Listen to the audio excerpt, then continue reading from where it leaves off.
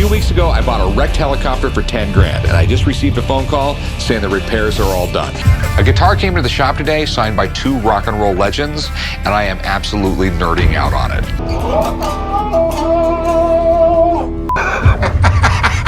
One left-handed coffee cup. Well, it is a bucket of steam. I wanted a bucket of steam. What's wrong, Rick? I just wanted to practice. I'm at the pawn shop with my 2 old bosses. Left-handed coffee cup, bucket of steam, and a glass hammer. So with all of that in mind, I would place this at about 12,000. Yeah. The drama starts immediately when a seller shows up with a beat-up book he claims is a first American edition of Jules Verne's 20,000 Leagues Under the Sea. Corey perks up, Chumley jokes about Moby Dick and Finding Nemo, and suddenly the laughter turns into serious attention as they realize this could be a massive literary score. What do we got here? What I have is a first American edition of Jules Verne, 20,000 Leagues Under the Sea. This is the first one that was printed in the United States. It was printed in Boston. The seller explains he grabbed the book at a garage sale for only a few bucks and now wants $10,000 or $9,999 as a joke. Corey listens as the man insists it's extremely rare, and everyone feels the pressure, knowing true first editions can mean huge money if all the details line up. Pretty much what it's about. There's this giant ship-sinking monster in the ocean, and some guys get on a boat called the Abraham Lincoln, and they're gonna go find this monster. Out in the middle of the ocean, there's a giant explosion. 3 guys survive, and they end up landing on top of this giant monster. They learn the book has been professionally restored, including reusing the original cloth on the spine, which saves it from amateur repair disaster. Still, Corey knows restoration can hurt value, so he decides to take it to rare book expert Rebecca, partly for safety and partly to prove he can handle high-level deals like his dad. They put the original cloth back on the spine, Okay. so it has the original cloth on the boards. Okay, I'm glad you didn't tell me you did it yourself. Right. I couldn't attempt that. At Rebecca's office, she drops some book nerd wisdom like how 20,000 leagues refers to distance traveled under the sea rather than depth. She confirms the Boston 1872 imprint and checks all the telltale points. Osgood on the spine, Under the Seas on the title page, the faint jellyfish embossing, then starts to realize this might actually be the real first American edition. 20,000 leagues is about 69,000 miles. A lot of people think that that means depth, that you're going down 20,000 leagues. That's not physically possible. It actually is referring to 20,000 leagues that they travel while under the sea. Reality hits when she points out the fading gilt and heavyware, even though Verne often gets a pass because his books were read hard by fans. Despite the condition issues, Rebecca values it around $12,000, which sends Corey into quiet, stunned happiness at just how big this find really is. This is a first American edition. Cool. Wow. This book is very, very rare. That's big bucks, right? Yeah, let's talk about that. The value's really tied into the condition. Corey heads back and opens negotiations at $7,500, but the seller insists on $10,000. Corey pushes up to $8,500, then $9,000. And when the seller still won't budge, he finally agrees to $9,500, snagging one of the shop's most impressive literary first editions ever. I'll tell you what, I'll give you $7,500 for it. 75, I think, is too low. My number is still 10. I've got to make more than $2 grand off it. It's gonna take me a while to sell. I'll give you $8,500 for it. The tone shifts when a man brings in an 1896 antique corkscrew, supposedly from a San Francisco hotel, and passed down through his family. It clamps to a bar, looks great, and Rick is intrigued enough to test whether the mechanism actually works as well as the story sounds. Hey man, I got this antique corkscrew. I'd like to sell it to you. Are we gonna open a bottle or something? We can. Pretty cool. So this right here basically clamps onto the bar. Rick mounts the device, drives in the worm, and pops a cork cleanly, proving it's still functional. Then the seller drops a staggering $10,000 asking price, prompting Rick to counter with a flat $100 and instantly turning the room tense as the enormous gap in expectations becomes obvious. Here, You hold the bottle. it's a two-handed job. All right, that was real simple. It's easier if it's mounted down. Big question is, how much do you want for it? 10 grand. They try to narrow the difference, but they're nowhere close, and the deal falls apart. Rick delivers the blunt reality that age alone doesn't guarantee value, and the seller walks, leaving viewers with the reminder that sometimes a cool antique is more conversation piece than cash cow. We're going to agree to disagree. Make it 500. We got a deal. There is no way on the planet. I'd give you $100 for it. That's only because it's got the San Francisco plaque on it. No, man, I can't take 100. Next, a metalhead's dream walks in when a woman arrives with a denim jacket and banner signed by Metallica in 1986. James, Lars, Kirk, and the late Cliff Burton. She even has a photo from the signing, while Chumley jokes about the Iron Maiden art on the jacket, and everyone clocks how serious the signatures themselves are.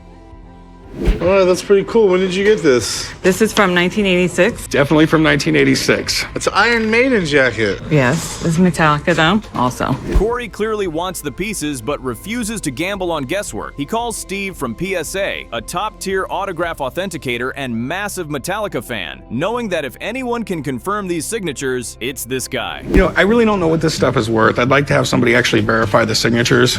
Okay. Do you mind if I give a buddy of mine a call? Sure. He works for PSA. They're pretty much the gold standard when it comes to authenticating autographs. And he's probably the world's biggest Metallica fan. Oh, cool.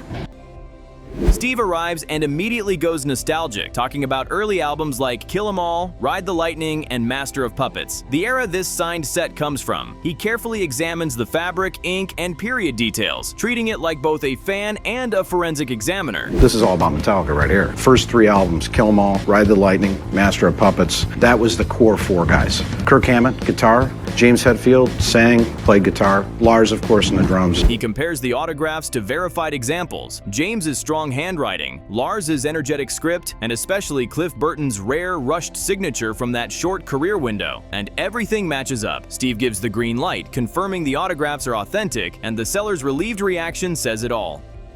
That's ink on the fabric. There's no question about that. I'd like to take a look at the jacket a little bit because it looks like things have, faded a little bit through the years. And I end up seeing the ink on here, which isn't an issue. A guy strolls into the shop pushing what looks like a giant metal cocoon straight out of a vintage hospital ward. Yep, an iron lung. The whole crew freezes like someone just wheeled in Frankenstein's first apartment. Rick immediately clocks it as a polio-era negative pressure ventilator, and suddenly the room feels like a medical museum with a price tag. The big question, is it valuable history or an oversized nightmare prop? Big heavy piece of iron in for you to look at. Okay, a piece of iron? It's a medical device, antique. Okay, bring it around to my back gate. I'll take a look at it there. All right.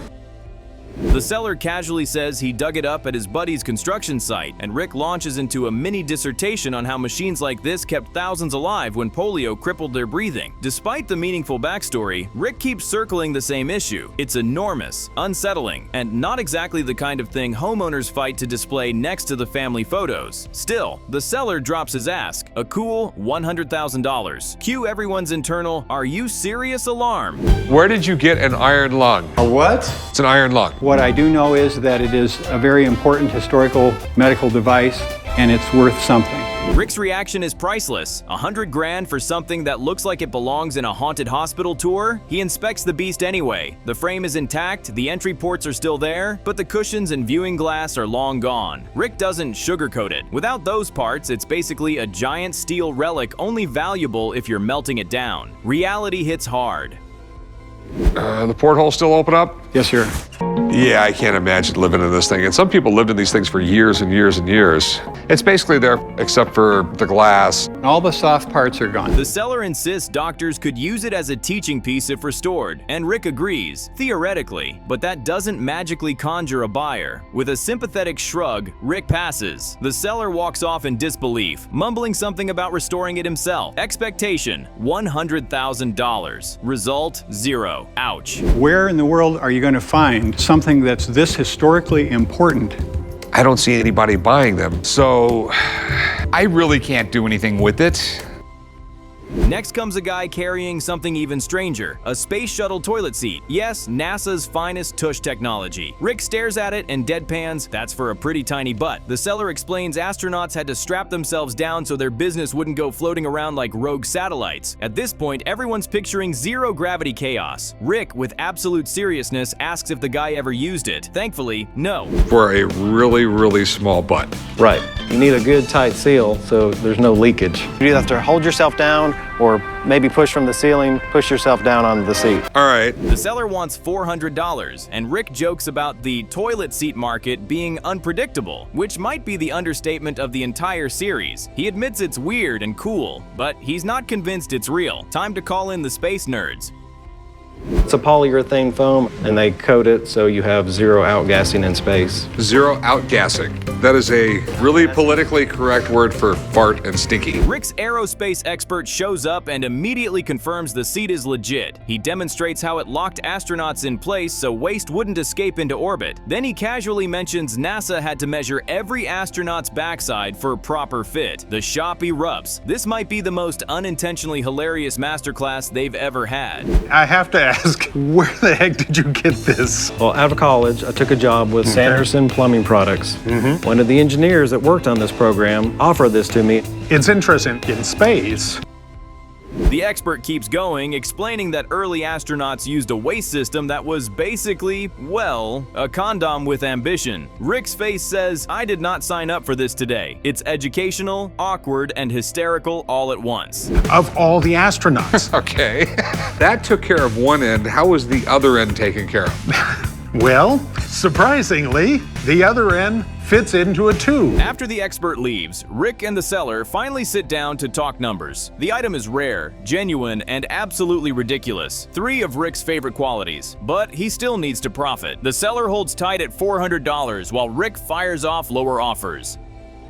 For the shuttle, or is it like a prototype, or? Well, the ones that flew had a titanium insert on the underside of it. That was serial numbered, and the toilet seats were replaced every 3 flights. Neither budges. Rick doubts many collectors want to proudly display a used space potty attachment, and the seller refuses to back down. The tension rises over, of all things, a foam-lined NASA toilet seat. Peak Pawn Stars chaos. I mean, this is my big problem. Someone's gonna think it's off a porta potty. Okay. How about $300? 300 bucks? $300. 300 bucks. Tis money, man. A seller brings in a Kramer Duke bass he claims was played live and signed by John Entwistle of The Who, then later signed by John Paul Jones of Led Zeppelin. Rick jokes about his own fat fingers while listening to the story, but the $8,000 asking price hangs in the air like a high note that needs serious proof to back it up. What is this, a flute? Yeah, no, it's actually a bass guitar that John Entwistle from The Who played and used. Let me take it out. The John Entwistle. The John Entwistle. Rick presses for documentation, and the seller produces a notarized letter saying Entwistle played the bass in 1999 and both autographs are legit. Rick reads it, then bluntly points out that Ed Malone, the signer, isn't recognized in the authentication world, so the story is interesting, but the paperwork is basically worthless, prompting him to call in a real expert. Entwistle played it on stage, or? I have a document that he played it and that it was autographed by him, and then I got on the same document that it was autographed by John Paul Jones. And that was notarized. And autograph specialist Steve Grad arrives and immediately ignores the sketchy letter, going straight to the signatures. He notices the different pens and timing of the autographs, compares them to known examples, and confirms both Entwistle and Jones' signatures are absolutely authentic, turning skepticism into genuine excitement. So I called up my friend Steve Grad to check this thing out. The legends of the bass. John Paul Jones and Entwistle. Nice. Well, actually, I think Entwistle's one of the best of all time. I mean, you know, John Paul Jones is probably one of the most underrated bass players of all time. Steve estimates the signatures alone at about $1,200 total, but reminds everyone that's only part of the equation. Rick still needs another opinion on the bass itself and what the combo of instrument plus signatures could realistically sell for. So he lines up his guitar expert to weigh in. Take a look at that. That's a kind of a white paint pen. It's a little thick. Next one is Entwistle. That's silver. So you have 2 different colors on here, which tells me probably signed at 2 different times. That's what the paperwork says. Guitar guru Jesse checks out the Kramer, noting its cool 80s pedigree with stars like Gene Simmons and Eddie Van Halen linked to the brand. He says the condition is solid, but without solid stage use proof, the played live part doesn't add huge value. And ultimately, he estimates the whole package, bass and both signatures, around $4,000. So I'm gonna call in Jesse to sort this whole thing out. What do you got? A weird Kramer bass, but it's signed by John Paul Jones and Entwistle. This is pretty cool. Where'd you come up with this? I got it at an auction 12 years ago. Then comes the cash dance. Rick starts at $2,500. The seller counters with $3,500, and after a tense moment, Rick bumps up to a firm $3,000, calling it his top offer, which the seller eventually accepts, putting two legendary signatures on one base into Rick's hands. You know, I'm open to a fair price. So what's your fair price? Well, I guess in your world, as close to $4,000 as we could get. I'll go 2,500. How about 3,500? I mean, I shouldn't even go this high, but I'll go $3,000. The vibe flips when a customer shows up with an 1867 proof shield nickel that makes Rick light up. It's graded, looks stunning, and the seller casually drops that only 25 were ever made before asking a jaw-dropping $90,000, sending Rick straight to the phone for a coin expert before anyone makes a six-figure mistake. An 1867 shield nickel. This is cool. Where in the world did you get this? I've had it for maybe 15 years. Okay, and you had it graded and everything else like that? Yeah, this was an extremely rare piece. Okay. Coin expert Dave arrives and nearly gushes over the toning and rarity, calling it the king of the Shield Nickel series and noting it's a post-Civil War with raised proof. He mentions a sales history hovering around $63,000 with one wild outlier close to $80,000, which boosts the seller's confidence and makes Rick's decision harder. There it is. That's what I called you about. Yeah, it's a fantastic coin. Wow. I love the toning on it, you know? Perfect. Well, this is one of the great rarities in the American series. It's kind of on everyone's checklist who wants something like the 100 greatest United States coins. When it's time to deal, Rick opens at $50,000 and the seller recoils instantly, saying he'd be throwing away $20,000 at that price. Rick references the $63,000 comp, but the seller refuses to budge below $80,000. And with both sides locked in, the coin walks and the tension stays behind. So what's your best price on it? I told you 90,000. Yeah, I mean, I'm looking at like $50,000. I couldn't take that. I'd be throwing $20,000 away in a heartbeat. Like Dave said, it's a $63,000 coin. Next, a 1960s Mattel talking Herman Munster doll shuffles into the shop. The seller, who restores vintage talking toys, wants $600 as Herman cheerfully spouts lines like, "You are so cute," and "I love your hands, so cold," leaving Chumley both charmed and slightly creeped out. I have a talking Herman Munster doll. Okay. I restore vintage talking dolls from the 60s. All right, you mind if I take a look at it? No, go right ahead. Do you know when this came out? 1964. 1964, okay.